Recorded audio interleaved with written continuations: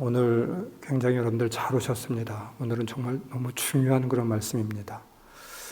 우리 부활신앙 또 부활신학이 무엇인가에 대해서 점검할 수 있는 가장 아주 중요한 시간이라고 믿습니다. 기독교 우리 진리 가운데 가장 중요한 것은 십자가의 죽음이죠. 또 부활신앙입니다. 근데 이 부활신앙에 대해서 여러분들은 어떻게 믿고 있는지 또 부활에 대해서 어떤 관점을 갖고 있는지 오늘 이 시간 한번 우리가 여러분들이 스스로 점검할 수 있는 그런 귀한 시간이 되었으면 좋겠습니다. 여러분들 예수님의 부활을 믿고 계시죠? 할렐루야. 예, 믿으셔야만 됩니다. 머리로 아는 것이 아니라 또 객관적 진리로 아는 것이 아니라 우리가 만나고 제자들처럼 체험해야만 됩니다. 그래서 부활 신학이 부활 믿음이 우리 안에 정말 확실하게 굳건히 자리하고 있어야만 됩니다. 이것이 자꾸 흔들리니까 우리가 인생 가운데 참 어려운 삶을 살아가고 있는 거예요. 여러분, 이 부활의 믿음이 흔들리지 않는다고 하면 우리는 인생 가운데 두려워할 필요가 없습니다. 무엇이 두렵겠습니까? 그러나 우리가 부활에 대해서 믿고 있다라고 하지만 사실 우리 안에 이 부활에 대한 믿음이 확실하게 서 있지 못한 것 같아요. 머리로 아는 것도 아니고 지식으로 아는 것도 안 됩니다. 우리가 정말 예수님의 부활하심을 우리가 만나고 체험하고 그래서 그것이 나의 부활이 될 수 있는 그런 믿음으로 자리될 수 있기를 주님의 이름으로 축원합니다. 오늘 연회에서 감독님이 이런 말씀을 하시더라고요. 우리의 그러나 신앙은 아느냐 모르느냐의 문제가 아니고 이해되느냐 이해되지 않느냐의 문제가 아닌 믿느냐의 문제라고. 믿느냐 믿지 못하느냐 이것이 정말 중요하다라고 말하고 있습니다. 즉 다시 이야기하면 우리가 믿지 못하고 있어서 여러 가지 참 많은 문제가 생기고 있는 것이고 우리가 제대로 신앙생활도 하지 못하고 있는 그런 부분이 되겠죠. 오늘 성경 말씀은 바로 우리의 그런 부활에 대한 믿음에 대해서 알려주기도 하지만 이 부활이 객관적 진리, 분명한 증거가 있음에 대해서도 말씀을 해주고 있는 아주 중요한 본문이에요. 안식일이 지나고 일회의 첫날 동틀 무렵에 막달라 마리아와 다른 마리아가 무덤을 보러 가게 되었습니다. 주님이 죽으시고 안식일이 끝난 후 제일 먼저 찾아갔던 그리고 제일 먼저 부활을 목도하였던 그런 사람들이었습니다. 막달라 마리아와 여인들이 주일에 무덤으로 찾아가고 있을 때 그들의 걱정은 누군가 돌 무덤을 굴려줄 사람을 찾게 되었습니다. 예수님을 보기 원하였고 예수님의 장례를 그렇게 준비하려고 하였습니다. 그러나 무덤은 이미 열려졌고 무덤은 비어 있었다. 성경은 이렇게 말씀하고 있어요. 무덤이 열려지니까 예수님이 그곳에 계시지 않았던 것 분명한 것이죠. 무덤이 열려졌습니다. 여러분 이것이 정말 중요합니다. 무덤이 비었대요. 이것이 왜 부활의 가장 큰 강력한 증거가 되고 있는 말씀입니까?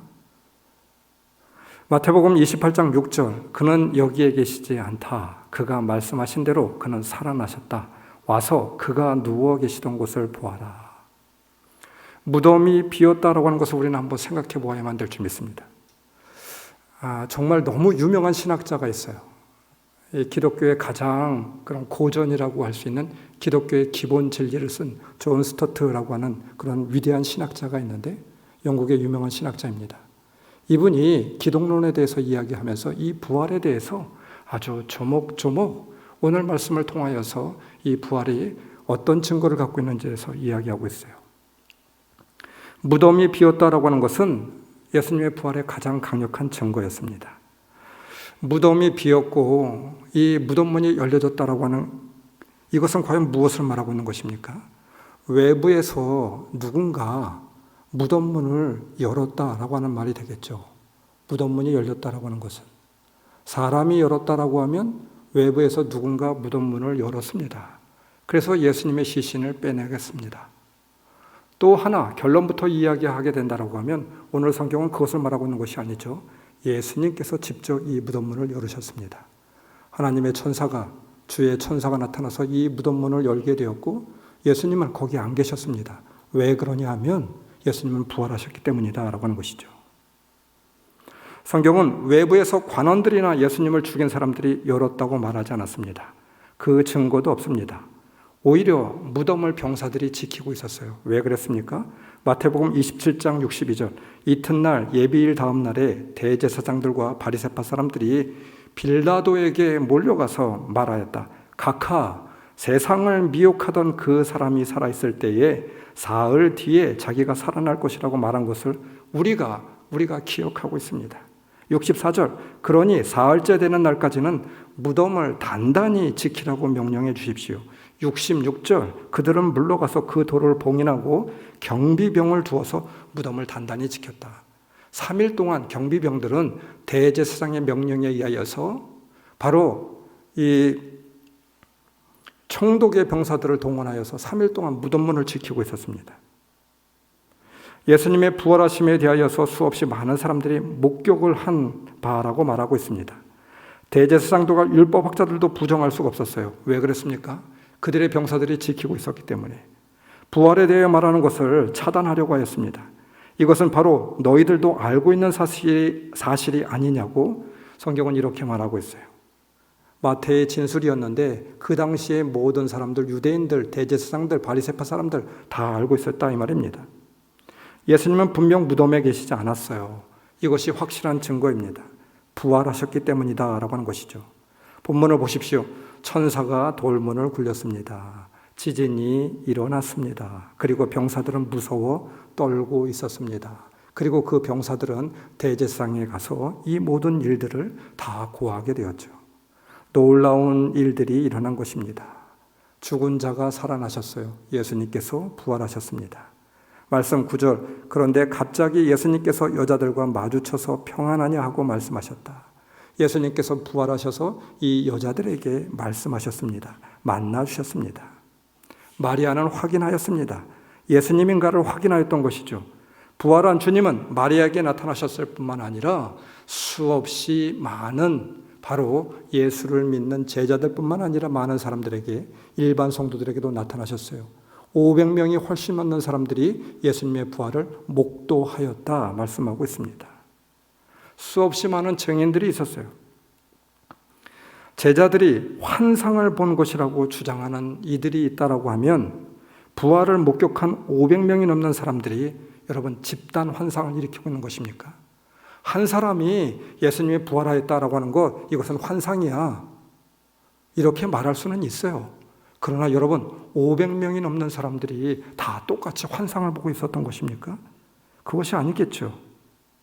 그뿐만 아니라 그들이 환상을 보고 있었다라고 하면 예수님의 시체는 무덤에 바로 있어야만 되는 것입니다. 그러나 예수님께서는 무덤에 있지 않았잖아요. 환상이 아니었습니다. 예수님이 예루살렘에서 공개 처형되어 장사되었고 베드로는 십자가 사건이 있은 지 불과 몇 주 만에 예루살렘에서 대중을 향하여 이 예수를 하나님께서 살리셨습니다. 이렇게 고백하고 있습니다. 이 일에 대하여서 우리가 증인입니다. 제자들이 환상을 본 것이 아니었다고 하는 것이죠. 제자들이 환상을 본 것이라고 하면 로마나 유대 당국자들이 무덤에 가서 시신을 확인하기만 하면 당장 거짓임이 들통날 일이었습니다. 여러분 그것이 아닙니다. 그러면 무엇인가요? 무덤이 열렸다라고 하는 것은 누군가 사람이 하였다라고 하면 대제사장이나 유대인들 중 누군가가 하였을 것입니다. 그렇지 않을까요? 어떤 사람이 하였다라고 하면 그것은 둘 중에 하나일 것입니다. 예수님의 제자들이 예수님께서 말씀하신 것을 그대로 증거하기 위하여서 예수님의 죽음, 그 시신을 빼돌렸을 수도 있겠죠. 또 하나는 무엇입니까? 이런 일들이 다 있을 것을 대비하여서 대제사장이나 바리새파 사람들이 미리 예수님의 죽음을 미리 빼돌렸을 수도 있습니다. 그리고 너희들이 이렇게 밀란을 일으키고 이렇게 주장하게 된다라고 하면 그 예수님의 시신을 보여주면서 무슨 말이냐 이렇게 아마 그들은 계획을 꾸몄을 수도 있을 것이 되겠죠. 여러분 그러나 유대인 당국자들은 예수님의 부활 사건으로 인하여 큰 혼란을 겪고 있었습니다. 성경을 보세요. 그 여러 가지 정황들이 나오고 있잖아요. 말씀을 보십시오. 진실을 알고 경비병들의 입을 막으려고 하였습니다. 유대인들은 알고 있었습니다. 제자들을 통해서도 알고 있었고, 그것뿐만 아니라 경비병들을 통하여서 그때 무슨 일이 일어났는지 잘 알고 있었습니다. 제자들 또한 마찬가지죠. 여러분, 제자들이 혹시 이 무덤을 열고 예수님을 빼돌렸다라고 그들이 하였다라고 하면 한번 생각해 보십시오. 예수님이 말한 것 때문에, 아니면 자신들이 믿고 있는 그런 믿음의 그런 확신 때문에 죽은 자를 미리 빼돌렸다가 그렇게 빼돌리고 나서 예수님이 부활하였습니다, 이렇게 말할까요? 그렇게 말하면서 자신들의 생명까지 다 내어놓습니까? 500명이 넘는 사람들이 예수님이 부활하였다고 자신들의 생명을 내어놓아요? 거짓된 진리를 위하여서 여러분, 자신의 생명을 내어놓는 사람들이 있겠습니까? 한두 사람 확신에 차여서 그런 사람들이 있을 수 있어요. 그러나 여러분, 초대교회를 보십시오. 얼마나 많은 사람들이 예수님의 부활을 목도하고 생명을 내놓았습니까? 예수님의 시신이 무덤에 그대로 있었다고 하면 왜 그들은 굳이 훔쳐갔다고 말하였겠습니까? 무덤이 비어있음을 암묵적으로 말하고 있는 사실인 것이죠. 무덤이 비어 있었다라고 하는 말은 그렇다면 한 가지 이유밖에 존재할 수밖에 없어요. 예수님이 무덤 문을 열고 나오신 것이 되는 거죠. 예수님이 부활하였음을 가장 강력하게 대변하는 증거가 됩니다. 부활은 이미 예수님이 스스로 예고하셨습니다. 그리고 예수님이 말씀하신 대로 살아나셨습니다. 마가복음 10장 33절 34절, 채찍질하고 죽일 것이나 그는 3일 만에 살아나시리라. 제자들은 예수님이 죽었다가 3일 만에 살아났다고 하였습니다. 죽었다가 3일 만에 다시 살아나다니, 정신 나간 사람이 아니라고 하면 이런 말을 할 수가 없습니다. 반대로 정신이 나간 것이 아니라면 무엇입니까? 정말로 살아난 것을 목격한 사람이 아니라고 하면 이렇게 말할 수 없었겠죠. 목격하지 않고 믿지 못하는데 어떻게 자신의 생명을 내어놓을 수가 있겠습니까?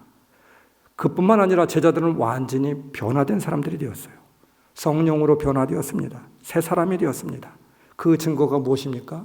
부활하신 주님이 그들과 함께 하니까 그들이 어제의 어부들이 놀라운 기적을 일으키게 돼요. 그들의 말 한마디에 3,000명이나 되는 사람들이 변화받게 돼요. 그들이 죽은 자를 살려내요. 너무나도 놀라운 일들이 너무나도 많이 일어납니다. 사도행전이 무엇입니까? 교회들의 역사예요. 제자들의 역사예요. 부활한 사람들이 어떠한 신앙을 갖고 살았는지, 그들이 가는 곳, 그들이 있었던 곳, 어떤 일들이 일어났는지 부활을 증거하는 그런 역사가 되고 있는 것입니다. 여러분들이 갖고 있는 부활의 가치는 무엇입니까? 우리들도 부활을 믿고 있다고 하면 정신이 나간 사람, 미친 사람들이든가 아니면 진짜로 부활의 주를 만난 사람들도 둘 중에 하나일 것입니다. 예수 그리스도를 믿는 것에 대하여서, 부활의 신앙을 갖는 것에 대하여서 적당하게 생각해서는 안 됩니다. 여러분, 제자들은 미친 자이거나 아니면 제자들처럼 생명을 거는 그런 사람들, 바로 부활 때문에 그렇게 생명을 거는 사람들이었어요. 양자택일의 문제가 여기에 있는 것입니다. 부활의 신앙을 갖고 있는지 제자들의 모습을 통하여 우리의 신앙을 우리는 오늘 본문 말씀을 통해서 점검해 볼 수 있어요. 내가 정말 부활 신앙을 갖고 있다라고 하면 제자들처럼 그렇게 생명을 걸 수 있는 사람인가? 부활 신앙을 갖고 있는 사람들이 되겠죠. 생명을 걸고서라도 확신 안에 거할 것입니다. 안타깝게도 우리는 이러한 확신 안에 거하지 못하고 있는 것은 다른 말로 이야기하면 우리 안에 부활의 신앙이 내재하지 못하고 있다라고 하는 증거가 아니겠습니까? 너희 자신을 속이지 말라 말씀하고 있어요. 여러분, 여러분의 신앙은 어디에 있습니까? 우리들에게도 부활의 신앙은 양자택일의 문제로 다가올 줄 믿습니다. 내가 정말 부활 신앙을 믿고 있는지, 그렇지 못한지. 어영부영 남들이 믿니까, 아니면 성경이 그렇다고 하니까 그렇게 믿는 사람들이 되어서는 안 됩니다. 여러분 스스로 목격하고 경험되어진 진리로 믿을 수 있는 이 부활신앙이 존재해야만 됩니다. 그래야 우리는 생명을 내어놓을 수 있어요. 이 부활의 믿음이 신앙이 흔들리지 않게 되는 것입니다. 기독교의 가장 기본 진리인 이 부활의 신앙이 왜 흔들려야만 되겠습니까? 더 중요한 것은 왜 예수님이 무덤의 문을 열고 나오셨는가라고 하는 것이죠. 돌문을 열고 나오신 이유가 있었습니다. 죽음의 문, 부활의 주로 오시기 위하여서 이 땅에 오시게 되었어요. 죽음을 이기시고 사망 권세를 깨뜨리기 위하여 십자가에 죽으셨습니다. 영원한 생명을 주시기 위해서 죽으시고 부활하셨어요. 예수님을 믿으면 우리도 살게 됩니다. 죽었다 할지라도 예수님처럼 부활합니다. 이 믿음을 주시기 위하여서 예수님은 부활하신 것이에요. 죽음을 이기신 주입니다. 여러분이 꼭 알아둬야 될 그런 말씀이죠. 사망에서 살리기 위하여서, 죄의 권세로 죽은 자를 살리기 위해서 부활하신 것입니다. 예수님이 이기셨으니 우리 또한 이긴 자가 되는 것입니다. 예수님이 부활하셨으니 우리 또한 부활하는 자가 되는 것이죠. 이 소망을 갖게 하기 위한 것입니다. 그래서 고린도전서 15장에서는 이렇게 말씀하고 있어요. 예수님은 부활의 첫 열매가 되셨습니다. 그리스도께서 살아나지 않으셨다면 여러분의 믿음은 헛된 것이 되고 여러분은 아직도 죄 가운데 있을 것입니다. 그리고 그리스도 안에서 잠든 사람들도 멸망했을 것입니다. 그리스도 안에서 우리가 바라는 것이 이 세상에만 해당되는 것이라고 하면 우리는 모든 사람 가운데서 가장 불쌍한 사람일 것입니다. 20절, 그러나 이제 그리스도께서 죽은 사람들 가운데서 살아나셔서 잠든 사람들의 첫 열매가 되셨습니다. 할렐루야. 지난주 바로 직전 토요일 날 권영석 장로님의 발인 예배가 우리 본당에서 드려지게 되었어요. 목요일 날 소천하셔서 토요일 날 오전 8시에 발인 예배를 이 자리에서 드리게 되었죠. 여러분, 발인 예배 참석하신 분들은 다 느끼셨을 거예요. 저도 굉장히 놀랐어요. 예배를 드리는데 갑자기 지진이 일어났습니다. 여러분들은 사이렌이 울려서 지진이 나는 것을 알고 계시겠지만 울리기 전에 마이크가 막 요동을 치더라고요. 강대상이 막 요동을 쳐요. 그런 뒤에 막 이 교회가 흔들리고, 제가 미국에서 지진을 겪고 나서 이렇게 큰 지진은 또 처음 겪었던 것 같아요. 괴산에서 4.0이 넘는 지진이 일어났잖아요, 토요일 날. 성도들도 굉장히 불안해 하더라고요. 사이렌이 계속 울리고, 저도 적잖이 놀랐습니다. 지진이 나서 많은 사람들이 놀라기도 하였지만 지진에 대하여 각기 생각하는 그런 부분이 다를 것입니다. 저는 발인 예배를 드리는 중에 지진을 경험하면서 우리가 부활할 때도 동일하게 이러한 일들이 일어날 것임을 그렇게 마음속에 갖게 되었습니다. 확신하게 되었습니다. 성경에서도 말하고 있잖아요. 예수님께서 십자가에 달려 죽으셨을 때 지진이 일어나게 되었잖아요. 예수님께서 바로 이 돌무덤을 열고 부활하실 때 지진이 일어나게 되었습니다. 그래서 경비병들이 놀래고 사람들이 놀라고, 그런 일들이 일어나게 된 것은 바로 죽은 자도 똑같이 이와 같이 예수님의 재림의 때에 이렇게 부활할 것이다. 주님께서 말씀해 주고 있잖아요. 그래서 권영석 장로님 낙골 예배 때 제가 유족들에게 그런 말씀을 전했습니다. 장로님의 죽은 얼굴을 보았을 때 제가 장로님께서 천국에 가신 것을 제가 확인하였습니다. 얼마나 평안히 잠드셨는지.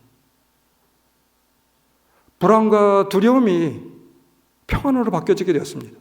그리고 바른 예배 또 그것을 저에게 확인시켜 주더라고요. 유족들에게 간증했습니다.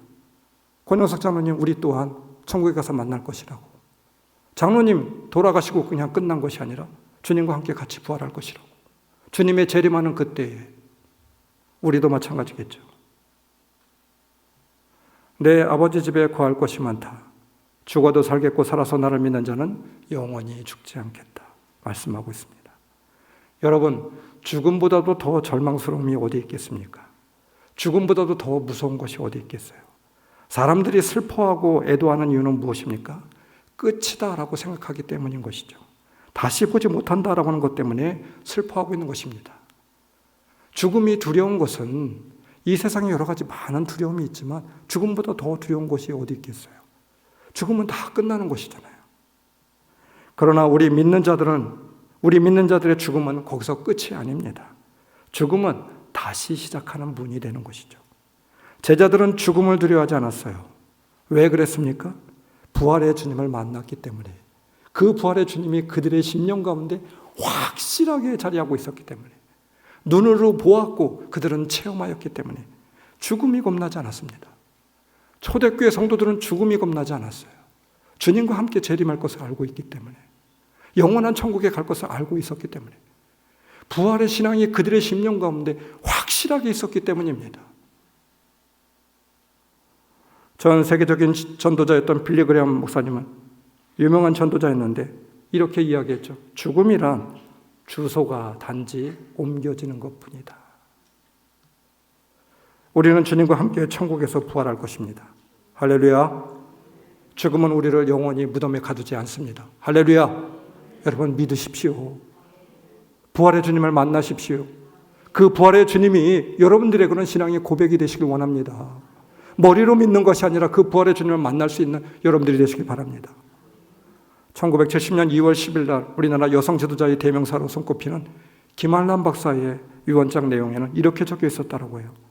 나는 인간의 생명이란 영원 불멸하다는 것을 믿고 날마다 하나님께서 힘 주시는 대로 더 좋은 생명의 길을 찾기 위해 살았습니다.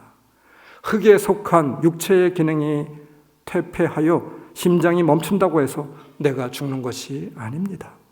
육체가 없어졌다고 해서 나를 죽은 사람으로 취급하는 장례식은 절대로 하지 마십시오.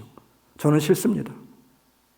세상에서 체험할 수 없었던 더 풍성한 생명의 길로 또 더욱 화려한 승리의 길로 환송해주는 환송 예배를 장례식 대신 해주시기 바랍니다. 라고 유언하고 소천하시게 되었어요. 거기에 적합하게 모든 승리와 영광과 생명의 노래로 엮은 웅장하고 신나는 음악회로 저를 보내주십시오. 이렇게 유언하였다고 합니다. 얼마나 귀한 고백입니까? 그의 믿음과 유언대로 학교 교수들과 학생들은 또 그를 아꼈던 많은 분들이 모여서 베르디의 개선의 기쁜 노래, 하이든의 하늘은 주의 영광을 이라고 하는 그런 찬양을 부르면서 연주회를 하면서 장례식을 그렇게 치렀다라고 해요. 고린도전서 15장 21절 한 사람으로 말미암아 죽음이 들어왔으니 또한 한 사람으로 말미암아 죽은 사람의 부활도 옵니다. 22절 아담 안에서 모든 사람이 죽은 것과 같이 그리스도 안에서 모든 사람이 살아나게 될 것입니다. 할렐루야. 부활은 또 우리들에게 중요한 그런 이유가 있습니다. 이 부활신앙을 믿는 중요한 궁극적인 이유가 있어요. 돌 무덤이 열려지면 죽었을 때의 부활만을 말하고 있는 것이 아닙니다. 죽어있는 모든 것들이 살아나는 역사를 이루게 됨을 말씀하고 있는 것이죠. 우리의 인생이 죽음 같은 무덤의 현장이 될 수 있습니다. 얼마나 많은 아픔과 상처가 있습니까? 살아있지만 죽음을 경험하는 것과 같은 그런 참 힘들고 어려운 일들이 있어요. 그러나 이 죽음의 현장을 주님만이 열 수 있습니다. 그 무덤 안에 주님께서 열고 나오시게 되었어요. 닫힌 문을 여셨습니다. 부활을 우리에게 보여주신 것은 우리가 죽어서 천국에 가서 부활할 것 이것만 보여주는 것이 아니라 우리 살아있는 모든 인생 가운데 믿음의 자녀들 가운데 우리 주님께서 살아있어도 이 부활의 믿음을 그리고 이 부활의 신앙을 우리들에게 주시겠다라고 말씀하고 있는 거 아니겠습니까? 말씀 3절 누가 우리를 위하여 그 돌을 묻어먹이에서 굴려내 주겠는가? 마태복음 28장 2절 주님의 한 천사가 하늘에서 내려와 무덤에 다가와서 그 돌을 굴려내고 그 돌 위에 앉았다. 누가 무덤의 문을 열어주겠는가 말하고 있습니다. 여인들은 알지 못하였습니다. 무덤 문을 열 수도 굴릴 수도 없다고 믿었습니다. 그런데 주님의 천사가 바로 무덤을 여셨습니다. 그리고 그 돌 위에 앉아 계셨습니다. 그 돌은 당연히 무덤의 돌을 지칭하고 있습니다. 여인들이 열 수 없다라고 탄식하고 있습니다. 절망하고 있었습니다. 그러나 주님께서 여시게 되었어요. 사랑하는 성도 여러분, 주님이 그 무덤 안에 계셨기 때문입니다. 그 무덤 안에 함께 계셨고 그 무덤을 열 수 있는 분 바로 주님만이 열 수 있습니다. 우리 인생 가운데 죽음과 같은 어려운 일들이 참 많이 있어요. 건강의 문제로 고민하고 있는 분들이 있어요. 그렇지 않습니까? 인생의 관계 문제로, 가정의 문제로, 자녀의 문제로 참 많은 아픈 일들이 있습니다. 우리는 해결할 수 없습니다. 그러나 부활의 주님이 해결할 수 있습니다. 왜 그렇습니까? 그 무덤 안에 주님이 계셨기 때문입니다. 그리고 그 무덤을 주님이 열으셨기 때문입니다. 사랑하는 성도 여러분, 주님께서 우리의 모든 무덤과 같은 인생을 열어주실 줄 믿습니다. 부활하게 하여 주실 줄 믿습니다. 그 신앙을 갖고 나아갈 수 있는 여러분들이 되십시오. 이 부활신앙이 흔들리지 마십시오. 이 부활신앙을 소유하고 나아갈 수 있는 저와 여러분들이 다 될 수 있기를 주님의 이름으로 축원합니다. 기도하시겠습니다. 주님의 무덤에 갇혀 계셨던 이유는 열기 위함이라고 주님께서 말씀하고 있습니다. 부활을 주시기 위함이 아니겠습니까? 사랑하는 우리 주님께서 우리의 무덤과 같은 현실도 열어주실 줄 믿습니다. 주님의 영광을 우리를 통하여서 보여주길 원하고 있음을 우리가 믿고 고백하며 나아갈 수 있는 자들 될 수 있도록 인도하여 주옵소서. 이 부활의 신앙, 부활의 증거를 가지고 살아갈 수 있는 믿음의 사람들이 될 수 있도록 주님 붙들어 주시옵소서. 우리 닫혀져 있던 모든 문들이 열려지는 놀라운 역사가 있게 하여 주옵소서. 예수님의 이름으로 기도드리옵나이다. 아멘.